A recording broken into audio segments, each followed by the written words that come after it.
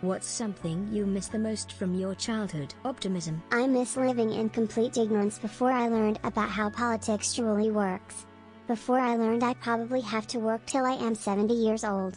Before I learned that I most likely will never own my own home to live in.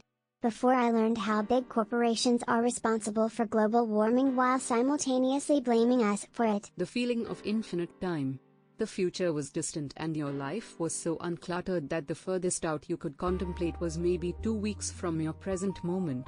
Every day probably felt like forever. The illusion that grown-ups knew what they were doing. The feeling of stability. And the chest freezer full of ice cream dad worked for a dairy.